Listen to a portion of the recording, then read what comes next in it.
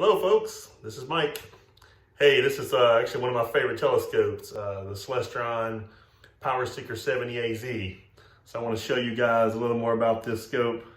Watch one of my favorites to take out for those nights you want a quick look at the stars. So stay tuned. Here it is, my Celestron Powerseeker 70AZ. It's a 70 millimeter refractor telescope where the light comes in the front here and is focused down the tube to the eyepieces. Bounces off a mirror here and shoots up through the eyepiece where you can easily have a look through there. Really good scope.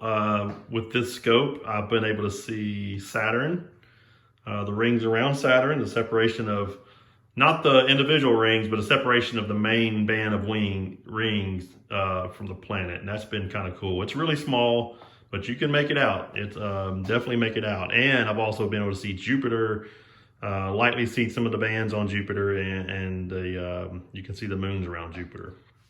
So that was exciting to kind of be able to see that. I've also seen some of the Miser objects through here. They're really, you have to really clear night. You can see kind of that difference in haze, and you can kind of make out some of the edges on some of those with this scope on a really clear night, a good night. So really good scope.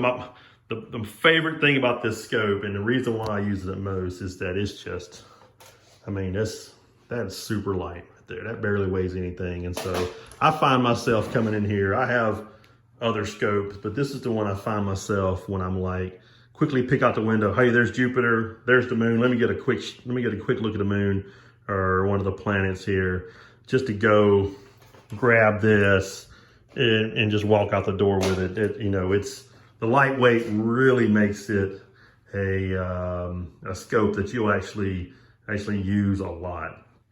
It's got this aluminum tripod here, which is, it's not the most sturdy tripod. There's some things you can do to kind of, weigh it down, put you a heavier weight there, and it'll make it a little sturdier. This accessory tray, it kind of helps make it sturdy somewhat also. And then I extend the legs all the way down because I'm kind of tall and I don't like breaking my neck trying to look through this. But when the kids are looking at it, I just move those back up, and it's easier for them to look through it, the smaller kids. The scope itself, the alt-azimuth mount, it's actually pretty easy to find things if you use the red dot finder.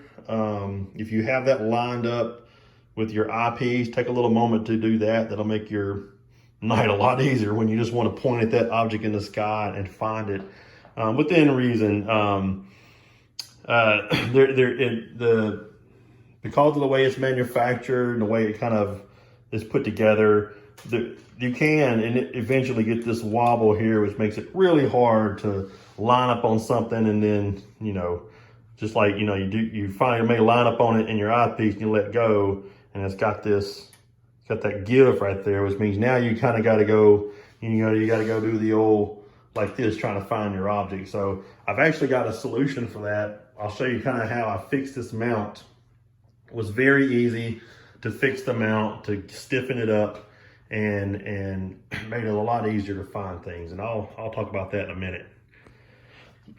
Like I said, it's got the red dot finder. A lot of people give us a hard time. For me, it's just really easy. If you've got it lined up, just put the dot on the star, and if you've got it lined up with your eyepiece, and most of the time it's going to be right there in the eyepiece, especially on a 25 millimeter, it should be within the view. If you've got a 4 millimeter or one of the other smaller, more powerful eyepieces in there, then you may have to do that a little bit to find what you're looking at. But overall, I like just the simpleness of put the dot on there and there it is.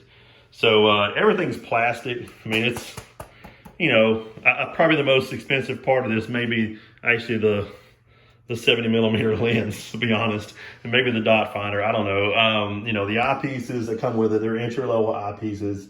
They get, you know, a lot of people give these a bad time, and they're entry level eyepieces, but you can, with these eyepieces, I've seen, you know, the planets and the moon, you still get great views. You're just, you know, you're just not going to have as big as a space to look through, especially the more powerful you want to zoom in on something, you're going to get a kind of a smaller thing to look through. But, you know, for the price, that's all right, you know, and can be fixed just by upgrading eyepieces. So with this plastic construction, like I said, it's, you know, you do kind of got to take care.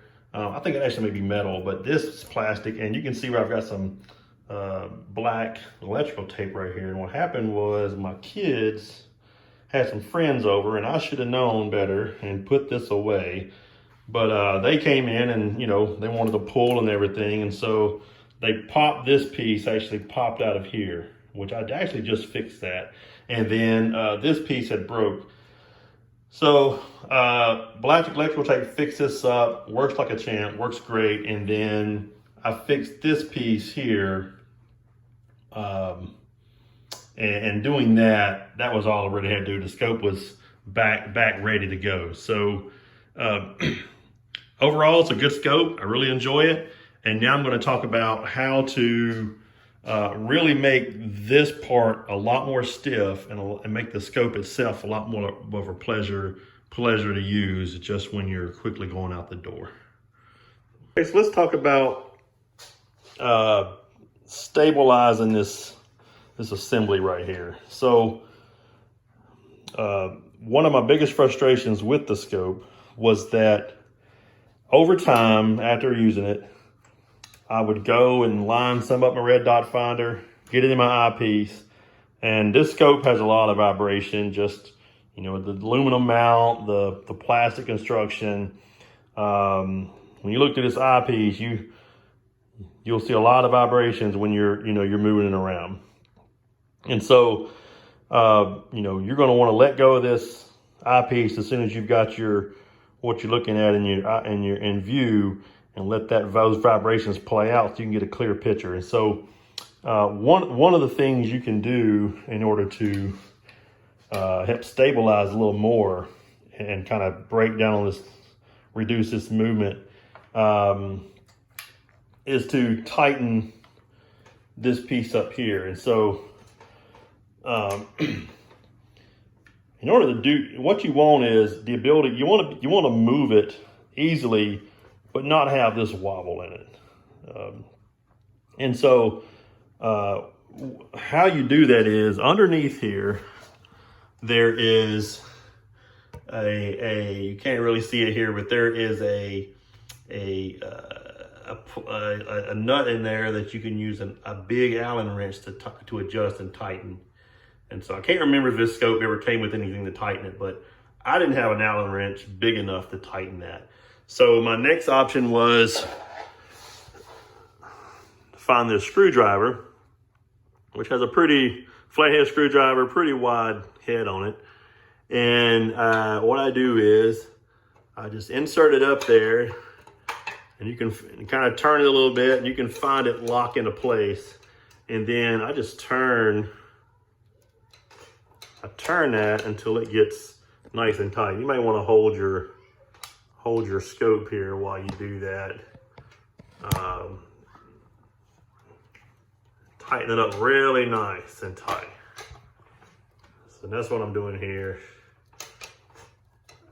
All right, so you can almost turn this with just that Allen wrench. And so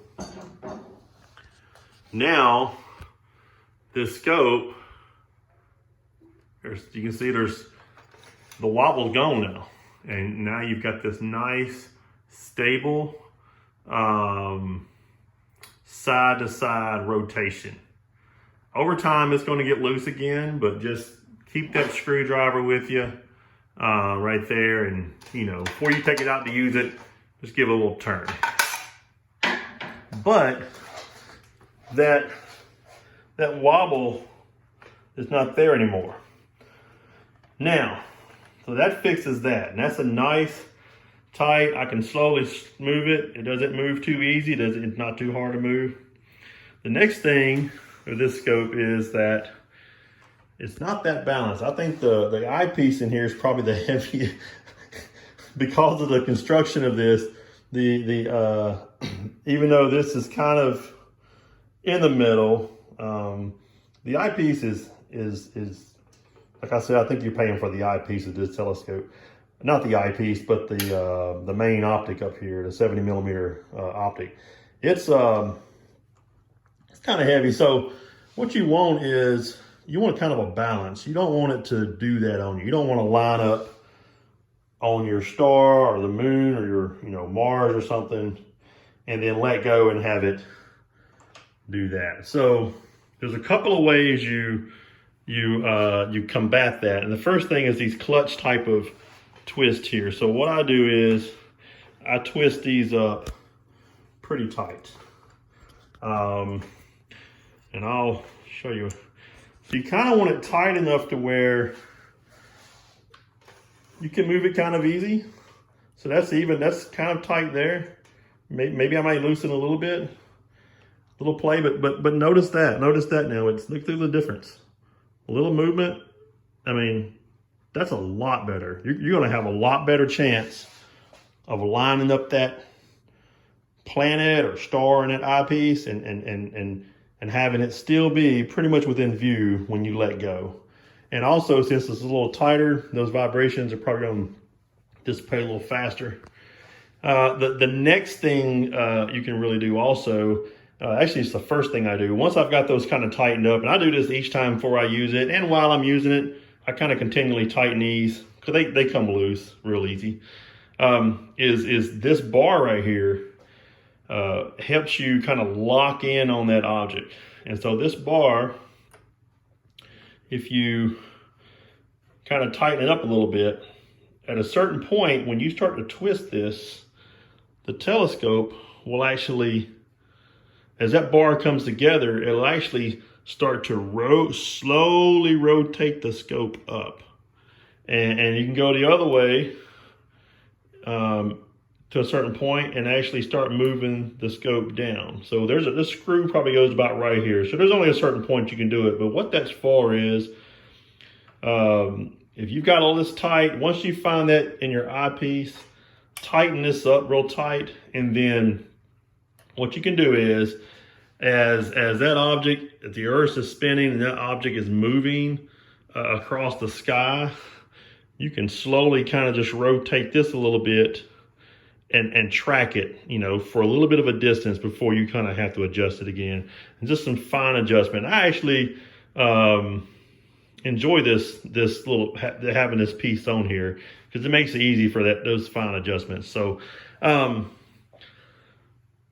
those simple steps right there. I mean, now this scope, I mean, that's a nice tight, if you loosen this just a tad, that's a nice, look